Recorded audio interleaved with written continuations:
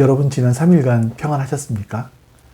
2024년도 첫 번째 수요일을 맞이합니다.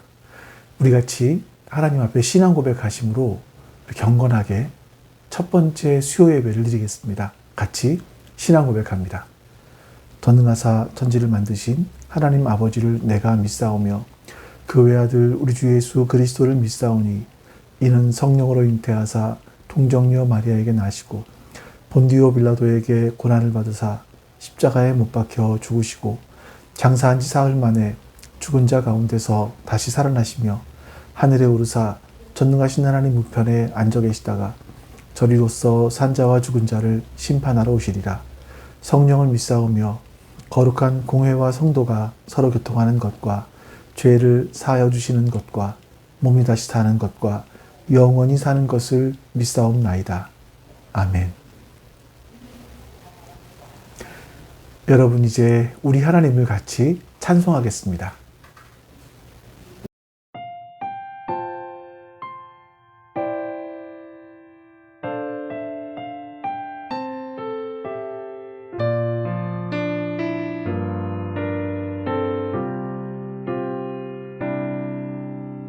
우리 주는 위대하며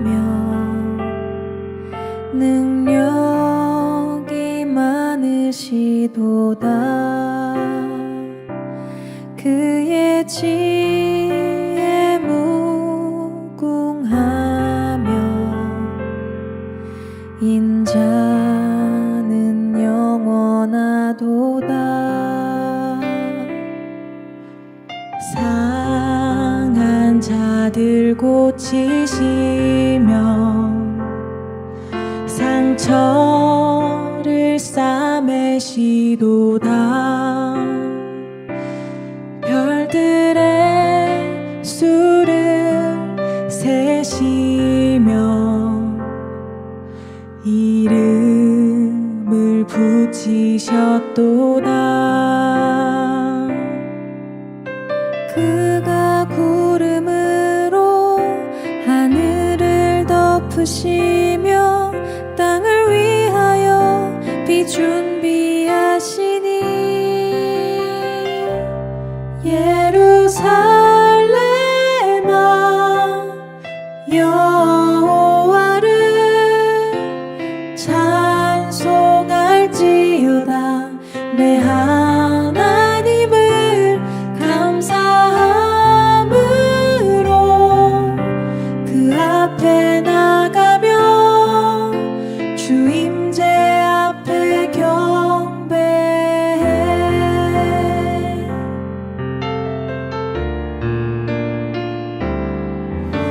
상한 자들 고치시며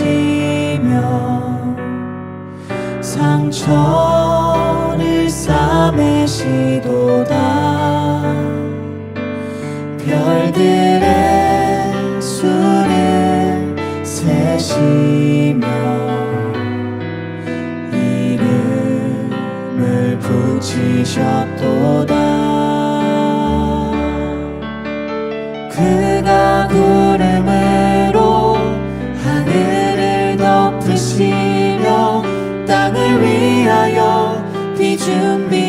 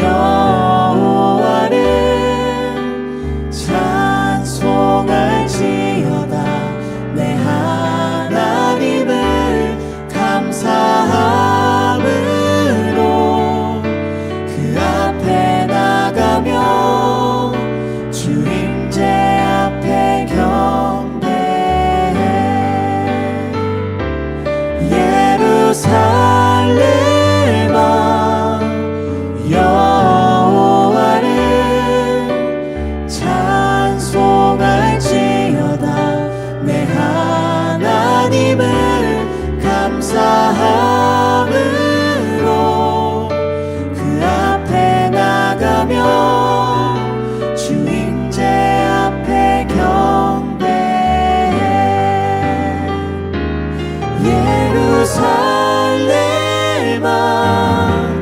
여호와를 찬송할지어다. 내 하나님을 감사함으로 그 앞에 나가며 주 임재 앞에 경배해. 감사함으로 그 앞에 나가며 주 임재 앞에 경배해.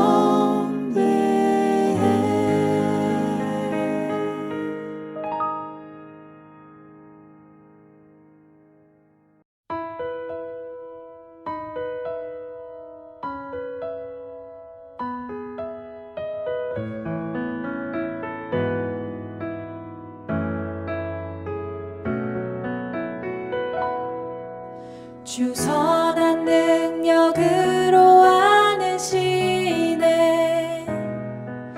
그 크신 팔로 날 붙드시네. 절망 속에도 흔들리지 않고 사랑하는 주 얼굴 구하리. 이전에 괴로움 날 애워싸고 고난의 길을 걷는다 해도 주님께 모두 맡긴 우리 영혼 끝내 승리의 날을 맞으리. 선한 능력으로 일어서리. 주만을 지으리. 믿음으로 우리 고대 안에 주 오실 그날 영광의 새 날을 맞이하리. 주님이 마신 고난의 쓴 잔을 우리도 감사하며 받으리. 주님의 남은 고난 채워가며 예수와 복음 위에 살리라. 선한 능력으로 일어서리. 주만을 지으리. 믿음으로 우리 고대 안에 주 오실 그날 영광의 새 날을 맞이하리. 선한 능력으로 일어서리. 주만을 지으리. 믿음으로 우리 고대 안에 주 오실 그날 영광의 새 날을 맞이하리. 선한 능력으로 일어서리. 주만을 지으리. 믿음으로 우리 고대 안에 주 오실 그날 영광의 새 날을 맞이하리. 승리의 새 날을 맞이하리.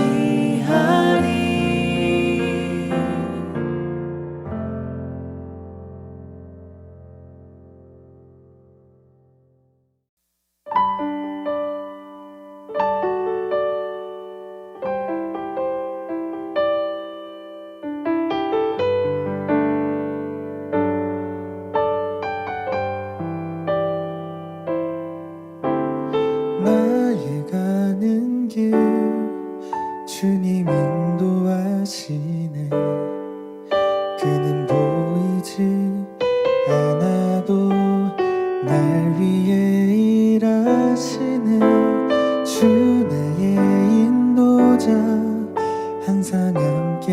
인도하시네 사랑과 힘 베푸시며 인도하시네 인도하시네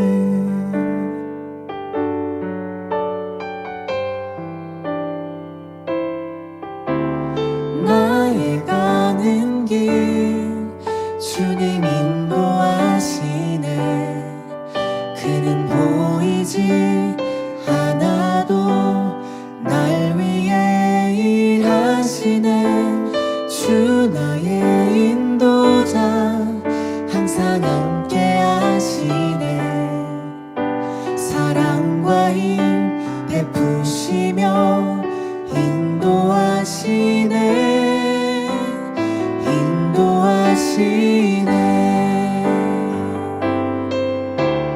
나의 가는 길 주님 인도하시네 그는 보이지 않아도 날 위해 일하시네 주 나의 인도자 항상 함께 하시네 사랑과 힘 베푸시며 인도하시네 인도하시네 광야에 길을 만드시고 날 인도해 사막에 강 만드신 것 보라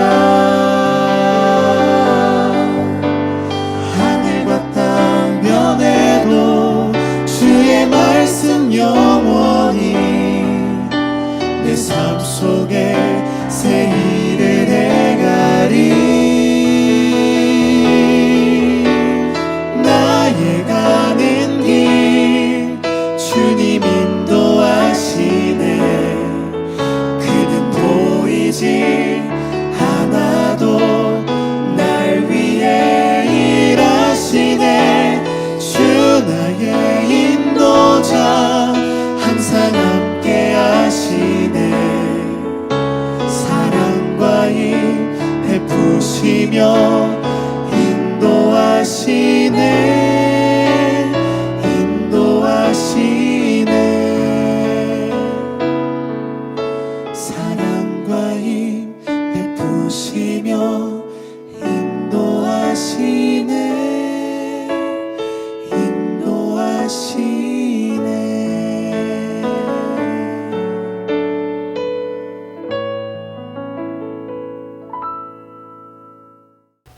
이제 우리 하나님 앞에 같이 기도합니다. 옆에 있는 기도 제목을 보시면서 오늘 예배를 위해서 같이 기도하겠습니다. 아버지 하나님 감사합니다. 선하신 하나님께서 우리 오늘도 함께 해주시고 하나님께서 하늘의 은혜를 베풀어 주시옵소서.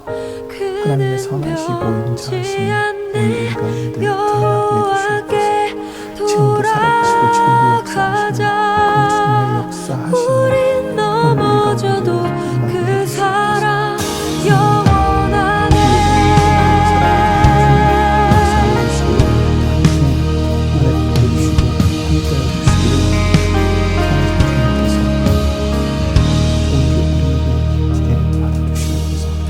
내 백성이 나를 떠나 아버지 하나님, 오늘 이 시간도 우리와 함께 해주셔서 감사합니다.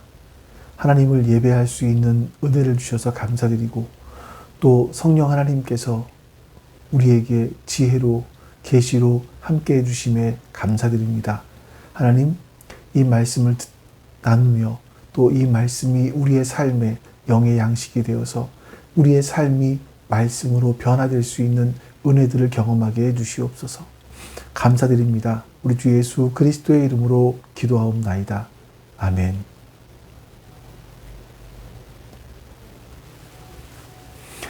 여러분, 이제 우리 같이 하나님 말씀 보겠습니다. 하나님 말씀은요, 누가복음 1장 39절에서 45절까지입니다.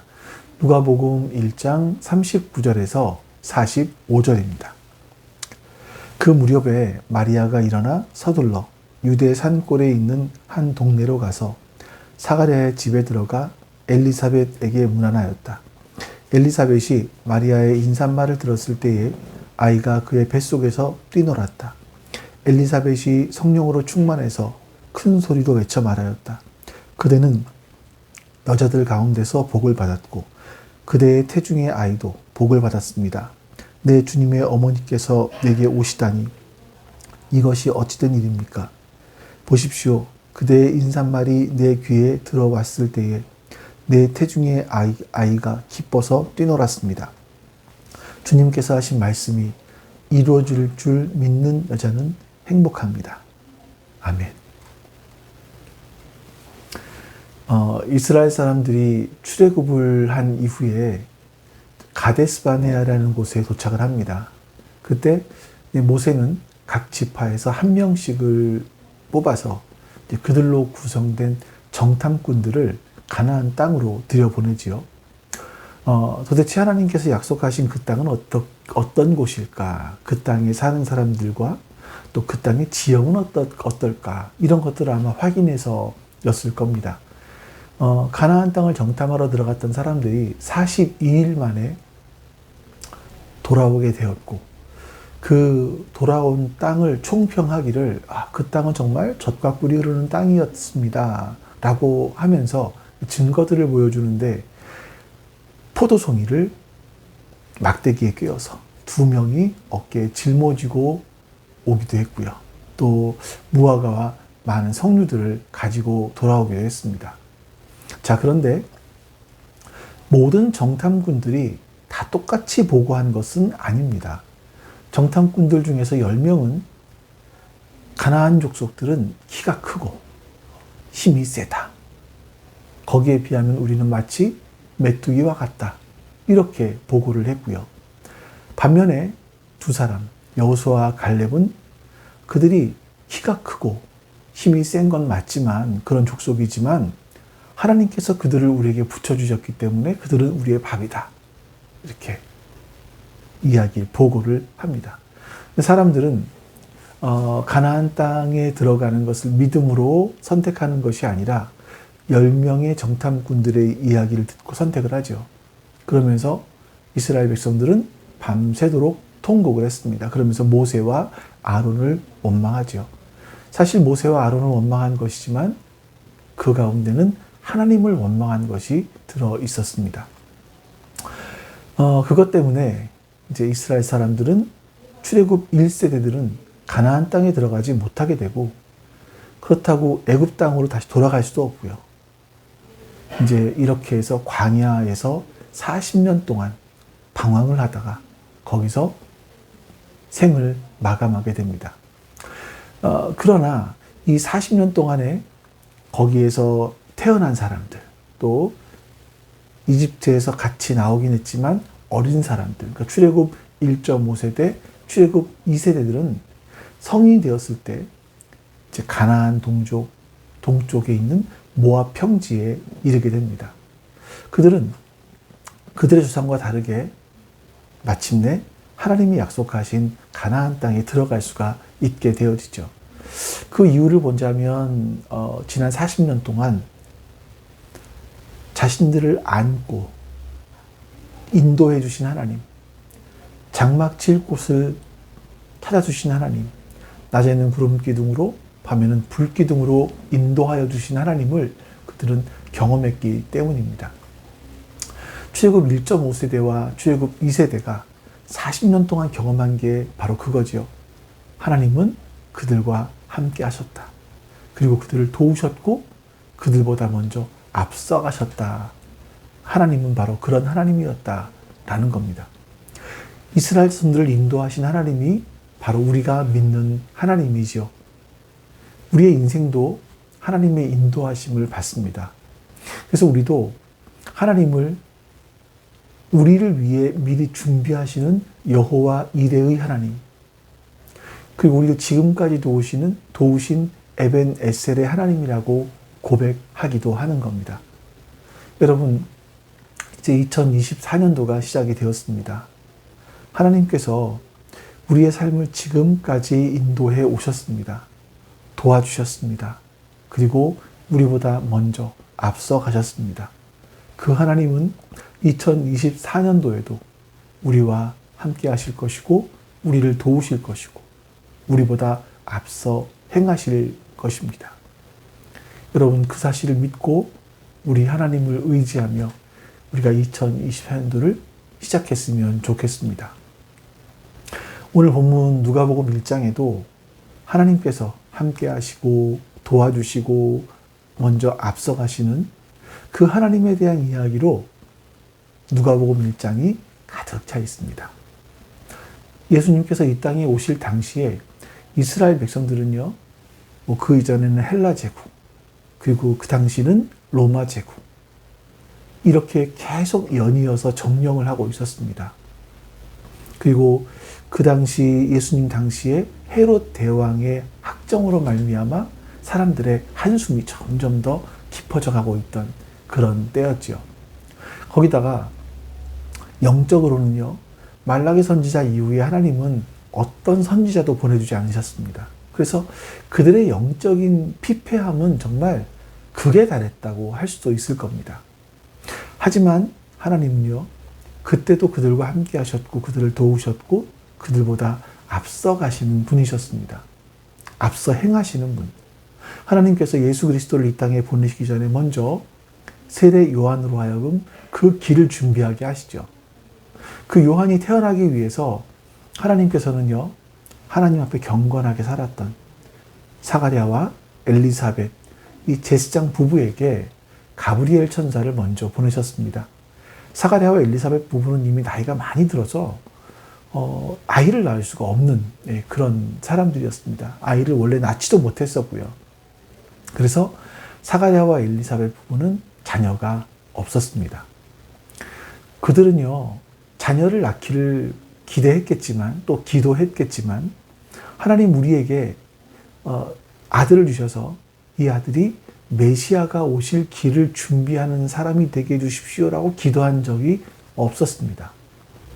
또한 하나님께서 메시아를 이 땅에 보내실 때가 좀 되었다라는 것도 알지 못하고 있었던 사람들이죠. 그러나 하나님은 그들을 도와주셨고 그들에게 은혜를 주셨고 그들보다 앞서 행하셨습니다.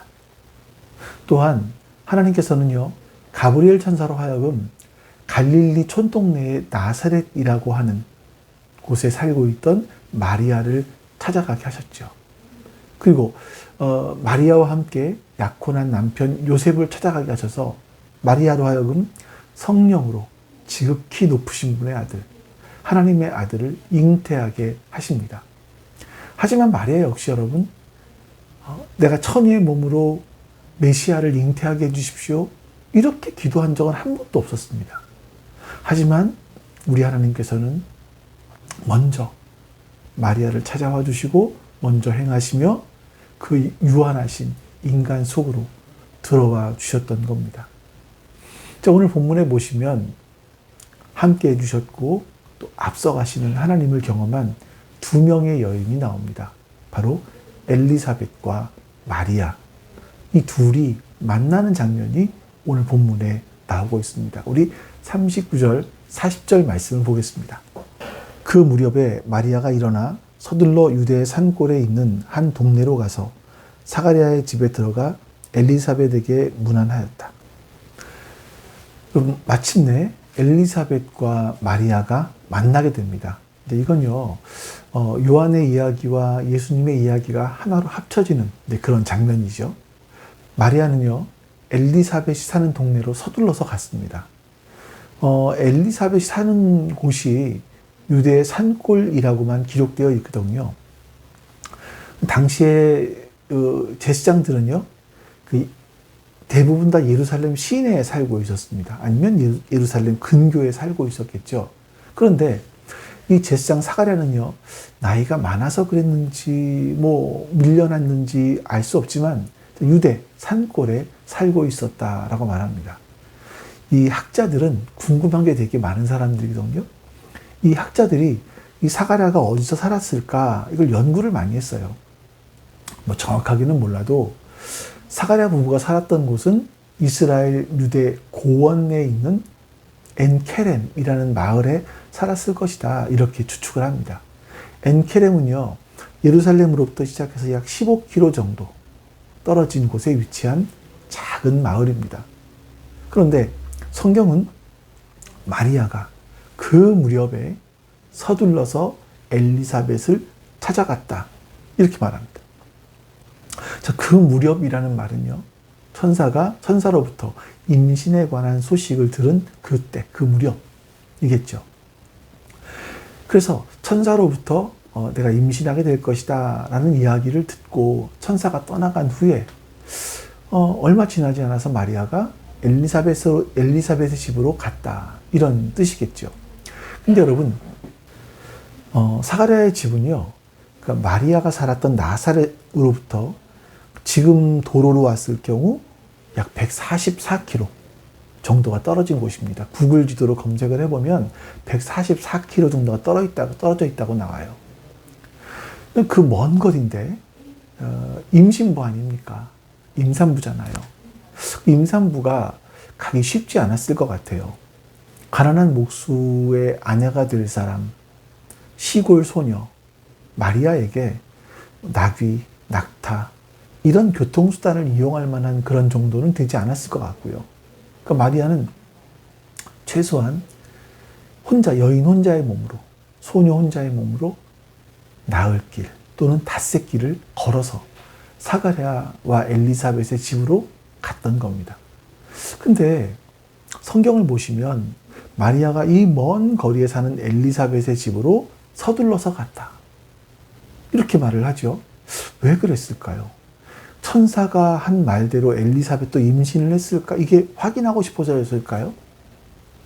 아니, 그건 아닌 것 같아요. 그러니까 마리아는 이미 천사의 말, 내가 임신하게 될 것이다, 메시아를 임신하게 될 것이다 라는 것을 받아들였거든요. 그러니 엘리사벳이 임신했을 것이다 라는 말을 의심했을 것 같지는 않아요. 그럴 필요도 없겠죠. 그럼 왜 그렇게 했을까요? 한번 우리가 좀 상상을 해보자고요. 천사가 떠났습니다. 그리고 마리아는 혼자 남겨졌어요. 그러니까 당시 유대 풍습에 의하면 이때 그 마리아는 한 12세에서 15세 정도의 소녀였습니다. 그러니까 옛날에는 이 정도 나이에 결혼하긴 했지만 사실 어린아이들이죠. 어린 소녀잖아요. 그 소녀는 너는 성령으로 잉태하게 될 것이고 그 아이는 메시아가 될 것이다. 이 소식을 듣고 놀랐습니다. 근데 또 다른 한편으로는 어떤 생각이 드는가 하면 이게 만약에 사람들이 받아들여주지 않는다면, 내 말을 받아들이지 않는다면, 요셉이 나를 부정한다면 나는 돌에 맞아 죽을 수도 있겠구나. 이런 두려움, 공포스러움, 이런 마음들이 생기기 시작했을 것 같아요. 그러면서 혼자 있는 거죠. 이런 소식은 너무나 엄청난 것이기 때문에 혼자 감당할 수가 없잖아요. 그러니까 누군가를 찾아가서 나의 마음을 다 쏟아놓고 자신의 두려움과 염려와 불안 이런 걸 다 쏟아놓을 수 있는 그런 사람이 필요했습니다. 그 마리아 주변에서 내 말에 의심 없이 내 말을 믿어주고 들어줄 사람이 누가 있을까 찾아봤을 것 같아요. 근데 불행하게도 아무도 없었던 것 같아요. 아버지는 그런 말을 들으면 큰일 날 사람인 것 같고, 그렇다고 어머니도 그걸 받아들여 줄 수 있을 것 같지 않았던 것 같아요. 그렇다고 요셉을 찾아가겠습니까? 요셉도 그랬던 것 같지는 않습니다. 혹시 여러분 가운데도 이런 일을 당해보지 않으셨나요? 하늘과 땅 어디에도 나의 마음을 쏟아놓을 사람이 없는 그 막막함. 너무나 불안하고 너무나 답답해서 마음이 터질 것 같은데 이 내 말에 귀를 기울여 줄 사람이 하나도 없는 거예요. 혼자의 힘으로 감당할 수 없는 힘든 일을 당했는데 그 사정을 털어놓을 사람이 하나도 없다. 혼자 감당하기에는 너무나 불안하고 두렵고 떨리는데 찾아가서 기댈 사람이 없는 거죠. 그 일을 말해도, 내가 내 상황을 다 말을 해도 나를 판단하지 않고, 나를 정죄하지 않고, 다른 사람에게 나의 이야기를 전하며 뒷담화를 하지 않는 사람, 내 불안하고 두렵고 답답한 마음, 나를 따뜻하게 품어줄 수 있는 사람, 나의 이야기를 들어주고 공감해줄 수 있는 사람, 그런 사람이 필요한데 지금 보니까 자기 옆에는 그런 사람이 아무도 없는 겁니다. 왜 이런 말이 있잖아요. 고립무원이라는 말이 있잖아요. 지금 마리아가 딱 그런 상태였던 것 같습니다. 그렇게 이런저런 고민 끝에 두려움과 불안함 가운데 있다가 근데 생각이 하나 퍼뜩 난 거죠. 천사가 말한 그 한 사람이 생각이 난 겁니다. 임신하지도 못할 정도로 나이가 많이 들은 엘리사벳도 임신을 하게 되었다라는 이 천사의 말이 마리아에게 다시 생각나게 된 거예요. 그래서 마리아는 그래. 그분이라면 내 말을 들어주실 것이고 공감해 줄 것 같아. 그분이라면 내 말을 믿어줄 거야. 그분이라면 나를 품어줄 거야. 그러면 내 이 좀 답답한 마음이, 불안한 마음이 해소될 것 같아. 이렇기 때문에 마리아가 서둘러서 엘리사벳의 집으로 달려간 것이 아닐까. 이런 추측을 하게 됩니다. 나사렛에서부터 유대 산골, 거기까지는 참 험하고 먼 길이었지만 이 마리아는 그런 기대감을 가지고 서둘러서 달려간 거죠. 마리아가 예상한 대로였습니다. 엘리사벳은 따뜻하게 마리아를 맞아주었고 또한 마리아에게 넉넉한 품이 되어줬습니다.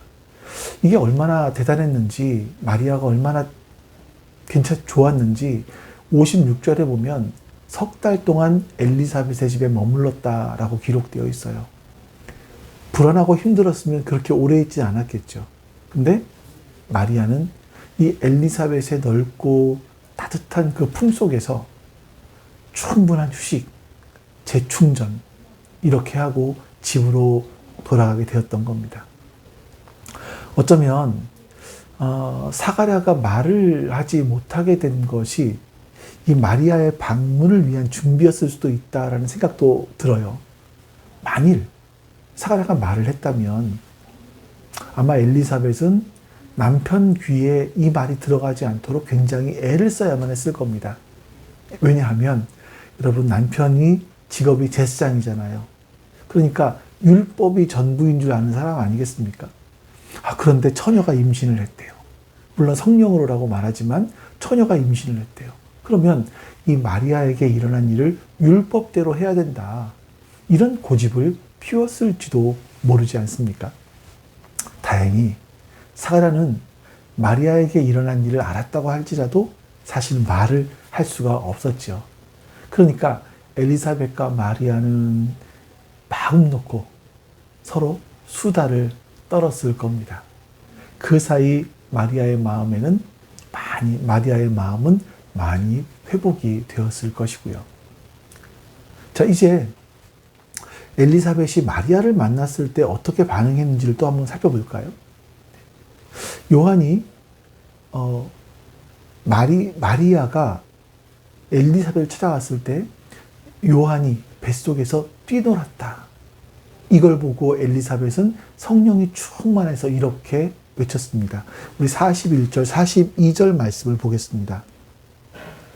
엘리사벳이 마리아의 인사말을 들었을 때에 아이가 그의 뱃속에서 뛰놀았다. 엘리사벳이 성령으로 충만해서 큰 소리로 외쳐 말하였다. 그대는 여자들 가운데서 복을 받았고 그대의 태중의 아이도 복을 받았습니다. 여러분, 엘리사벳이 큰 소리로 외쳤다라고 하는데 이 원래 의미는요, 힘을 다해 소리쳤다라는 거예요. 도대체 엘리사벳이 무슨 소리를 그렇게 있는 힘을 다해 외쳤을까요? 그대는 여자들 가운데서 복을 받았고 그대의 태중의 아이도 복을 받았다. 이렇게 외쳤습니다. 이 말이 여러분 히브리어로 봤을 때 히브리적 표현으로는요, 최상급을 말해요. 즉 마리아, 당신이 세상에서 모든 여인들 가운데 가장 복되다. 당신의 뱃속에 있는 아이가 세상에 있는 모든 아이들보다 훨씬 더 복되다. 이렇게 좀 표현할 수 있을까요? 엘리사벳이 여러분, 마리아에게 이렇게 최고의 찬사를 보낸 이유가 43절에 나옵니다. 한번 같이 말씀을 읽어보죠. 내 주님의 어머니께서 내게 오시다니 이것이 어찌된 일입니까? 여러분, 엘리사벳과 마리아는 나이로 보나 신분으로 보나 차이가 많이 있었습니다. 엘리사벳은 나이가 굉장히 많았죠. 더 이상 임신을 하지 못할 정도로 나이가 많았던 사람이고, 마리아는 12세에서 15세의 소녀였습니다. 또 엘리사벳은 남편이 제사장이었지만, 마리아는 그 당시 가장 좀 낮은 직업이었던 목수의 약혼녀였습니다. 두 사람은 친척이기도 했지만 나이상으로 봤을 때 아마 손녀뻘쯤 되지 않았을까 하는 생각이 들어요. 근데 엘리사벳은요, 마리아를 만났을 때 자신의 나이나 신분이나 손 위아래 친척이나 이렇게 보지 않았습니다. 만약에 그렇게 봤다면 이런 말들을 하지 않았을까요? 하나님, 아니 제가 저 어린 마리아보다 못한 게 뭐가 있다고 저에게 더 큰 은혜를 주지 않으셨습니까? 이렇게 질투할 수도 있었을 것 같아요. 더군다나 우리 아이가, 내 뱃속에 있는 아이가 마리아보다 6개월 먼저 태어나지 않습니까? 근데 그 아이는 마리아가 임신한 아이의 신발끈을 매기도 부족한 사람이다. 이런 말이잖아요. 아마 받아들이기 힘들었을 것 같아요. 왜 그러냐면 보통 부모들은요, 자기가 못났다는 소리를 들었을 때는 그거 참고 견뎌요. 근데 내 자식이 남의 자식보다 못났다라는 말을 들었을 때는요, 견디기 힘들어 하잖아요. 이게 보통 부모의 마음 아니겠습니까? 근데 엘리사벳은 그런 질투를 하지 않았다는 겁니다. 오히려 엘리사벳은요, 마리아를 내 주의 어머니라고 말을 합니다. 마리아의 뱃속에 있는 그 아이가 그토록 오랫동안 기다려오던 하나님께서 약속하신 바로 메시아라는 것을 믿었다라는 거죠. 자, 그걸 믿었던 엘리사벳은요, 마리아와 그 아이가 받은 복이 깨지지 않도록 넓고 따뜻한 가슴으로 품어줬습니다. 마리아는 이 엘리사벳의 넉넉하고 따뜻한 품 안에서 3개월 동안 쉬며 이 몸과 마음이 온전히 회복되어서 아주 단단해져서 나사렛으로 돌아가게 되었던 것 같습니다.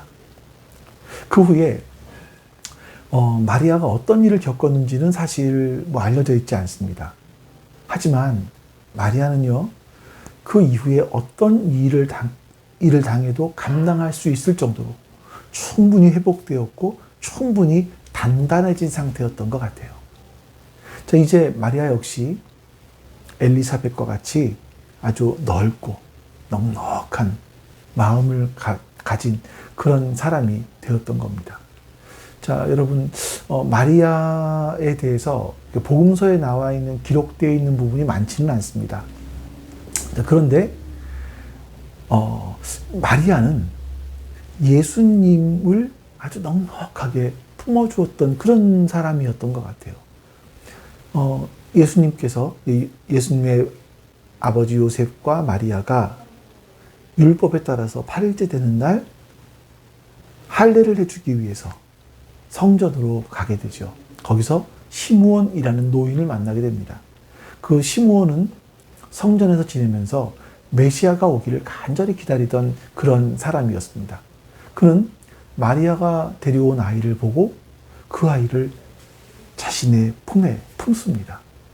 그리고 이제는 죽어도 여한이 없습니다. 이렇게 하나님께 감사를 드린 다음에 이런 예언을 합니다.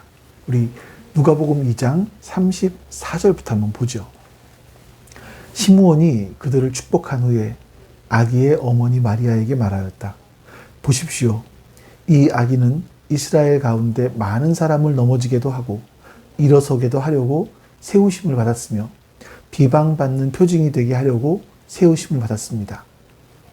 그리고 칼이 당신의 마음을 찌를 것입니다. 그리하여 많은 사람의 마음 속에 생각들이 드러나게 될 것입니다. 시므온은요, 영적인 눈으로 미래에 일어날 일들을 예언하게 되는 거죠. 시므온은 자기 품에 예수님을 안고 이 아기가 장차 어떤 일을 하게 될 사람인지를 예언하게 된 겁니다. 이 아이는 인간으로서는 감당하기 어려운 고난을 짊어지게 될 것이다. 그러니 이것을 생각하니 이 어머니 마리아가 너무 불쌍한 거죠. 왜냐하면 자기 아들이 저런 고난을 당하는 것을 지켜봐야 되기 때문입니다. 시므온은요, 그런 미래에 대한 마리아를 좀 미래에 대해서 마리아를 준비시켜 주기 위해서 이런 말을 합니다. 우리 그 짝대기로 거 있잖아요. 그리고 칼이 당신의 마음을 찌를 것입니다. 칼이 마리아 당신의 마음을 찌를 겁니다. 당신은 그렇게 마음이 아플 겁니다. 이런 얘기죠. 이 시므온의 예언은 정확했습니다.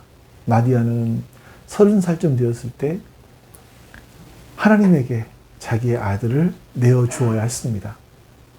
아들을 품에 안고 또 아들과 함께 누릴 수 있는 그 특권, 행복 다 반납한 거죠.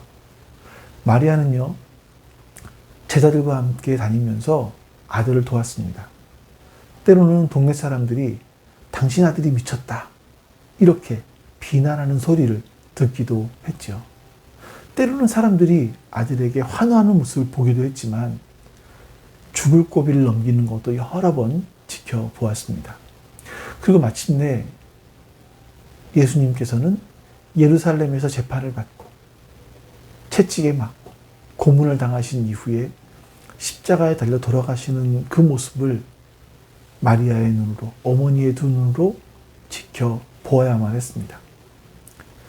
여러분, 엘리사벳은요, 마리아에게 따뜻하고 넓은 품이 되어 주었습니다. 그래서 마리아가 단단해지게 되었고요. 이제 마리아는 육신의 아들이었던 예수님을 품에 품어 주었습니다. 그런 품이 있었기 때문에, 그런 넓고 따뜻한 품이 있었기 때문에 예수님은 당신의 사명을 더 잘 완수할 수 있으셨을 겁니다. 예수님은 모든 인류의 죄를 짊어지고 십자가에 달려 죽으셨습니다. 그 십자가는 모든 인류에게 영원한 품이 되어 주셨습니다. 십자가는 하나님의 따뜻하고 넓은 품이었던 거죠. 여러분, 십자가를 바라볼 때 양팔을 활짝 벌리고 우리를 부르시는 따뜻한 넓은 그 품이 보이십니까? 그 품을 보는 것이 믿음입니다. 히브리서 기자가 말하는 것처럼 십자가에 달린 주님은요, 우리의 연약함을 아시는 분이세요. 그분은 모든 부분에서 우리와 마찬가지로 시험을 받으신 분이십니다. 그렇기 때문에 깨지고 찢기고 더럽혀지는 우리의 심령으로 두 손 들고 나아갈 때 십자가는 양팔을 활짝 벌리고 우리를 그 품에 안아주십니다. 그래서 히브리서 기자가 우리에게 이렇게 말을 합니다. 히브리서 4장 16절입니다. 그러므로 우리는 담대하게 은혜의 보좌로 나아갑시다. 그래야 우리가 자비를 받고 은혜를 입어서 제때에 주시는 도움을 받도록 합시다. 여러분은 세상 모든 사람들이 나에게 등을 돌릴 때, 또 손가락질할 때, 그때조차도 나는 찾아가서 안길 품이 있다는 사실을 여러분은 아십니까? 얼마 전 자살을 한 이선균 씨를 생각하면 한편으로 좀 짠하다는 생각이 듭니다. 이선균 씨가 분명 잘못했죠. 그건 맞습니다. 그것까지 옹호하는 마음은 없습니다. 그런데 안타까운 게 뭐냐면 잘못했더라도 좀 누군가 찾아가서 붙들고 의지할 만한 존재가 있었느냐라는 거예요. 아마 이선균 씨는 세상에 홀로 버려진 듯한 마음이었을 겁니다. 자신의 힘으로는 도저히 감당할 수 없는 인생의 무게라고 생각을 했던 것 같아요. 그런 자살을 했겠죠. 근데 만약에 그 사람이 십자가의 품에 피할 줄 아는 사람이었다면, 예수님께 찾아와서 예수님에게서 쉼과 위로와 은혜를 입고 회복할 수 있었다면, 진실로 회개하고 방향을 전환해서 과거와는 다른 삶을 시작할 수 있었다면 얼마나 좋았을까 하는 생각이 듭니다. 여러분, 그렇죠. 십자가는요, 언제든지 어떤 상황이든지 우리가 돌아가 안길 수 있는 영원한 품입니다. 우리 자신의 상태를 생각하면 감히 그 앞으로 나갈 수 없지만, 십자가에서 당신의 모든 걸 내어주신 주님을 생각하면 우리는 담대하게 그 앞으로 나아갈 수가 있는 거죠. 마리아가 엘리사벳을 찾아서 서둘러 간 것처럼 십자가의 은혜를 아는 사람들은 그 십자가의 품으로 서둘러서 갑니다. 그리고 그 품에 머물러 있기를 기뻐합니다. 그 품처럼 따뜻하고 평화로운 곳이 없기 때문입니다. 그리고 그 품 안에서 새롭게 만들어져 가는 겁니다. 그 품에서 자비를 받고 은혜를 입은 사람은요, 다른 사람에게 따뜻하고 넓은 품이 되어주기를 소망하죠. 바뀌는 거예요. 엘리사벳이 마리아에게 그랬던 것처럼, 또 마리아가 육신의 아들 예수님께 그랬던 것처럼, 그리고 예수께서 모든 인류를 위해서 그렇게 하신 것처럼, 우리도 누군가 기댈 등이 되어주고 누군가 파고들 수 있는 품이 되어주기를 소망하게 됩니다. 사실 이것은 여러분, 우리의 기본적인 성품과 기질로는 할 수 없는 일이죠. 하지만 십자가의 은혜를 경험한 사람들, 은혜를 힘입은 사람들은요, 그렇게 변화되기를 소망합니다. 그것은 십자가의 사랑을 경험한 사람이 가질 수 있는 가장 아름다운 소망입니다. 여러분, 만약 여러분이 마리아가 당했던 것과 같은 상황에 처한다면 서둘러 달려가서 안길 품이 여러분에게는 있습니까? 십자가의 품을 찾아서 회복한 다음에 그 다음에 여러분 누군가를 찾아갈 사람이 있으십니까? 우리는요, 육신을 입은 인간이기에 우리 하나님이 계시지만, 예수님이 계시지만, 또 함께 울어주고 함께 기뻐해주고 함께 슬퍼해줄 수 있는 그런 사람이 필요해요. 그런 사람이 여러분에게 있으신지요? 부모님일 수도 있고 또 배우자일 수도 있고 친구일 수도 있습니다.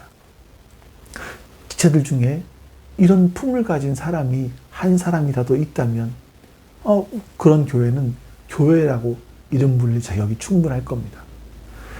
아무리 둘러봐도 그런 사람이 한 명도 없는 사람이 있을 수도 있어요. 여러분, 난 괜찮아. 나 혼자 이 문제 해결할 수 있어. 이렇게 생각하지 마시고 서둘러서 여러분 그런 사람을 찾으실 수 있기를 바랍니다. 어떻게 해야 그런 사람을 만날 수 있습니까? 내가 먼저 다른 사람에게 그런 사람이 되도록 힘쓰는 것이 가장 좋은 길일 겁니다. 여러분이 아는 사람 중에 한 사람이라도 마리아와 같은 일을 당했을 때 여러분을 떠올릴 사람이 있을까요? 여러분을 만나기 위해서 서둘러 달려올 사람이 있을까요? 만일 그런 사람이 하나라도 있다면 여러분 안에 바로 주의 십자가가 만들어져 가고 있다는 증거입니다. 십자가의 품에 안겨서 은혜를 힘입으면 우리 안에 십자가가 만들어지는 거죠. 그것이 따뜻하고 너른 품을 만들어줍니다. 여러분이 그런 품으로 다른 사람을 맞아들이면 여러분에게도 그런 품으로 대할 사람이 생기게 될 것입니다. 여러분, 2024년도 이제 우리가 어떤 사람으로 살아가야 될지 조금 더 명확해지지 않으셨습니까? 우리는 따뜻하고 넓은 품으로 마리아와 같이 상처 입은 사람들을 품어줄 수 있는 그런 사람이 되어야 될 것이고, 또 내 인생 속에 그런 일이 닥쳤을 때에도 찾아가 안길 수 있는 그런 사람이 있어야 할 것입니다. 우리 하나님께서 오늘 우리에게 주신 말씀이 무엇인지 한번 잠잠히 묵상해 보겠습니다.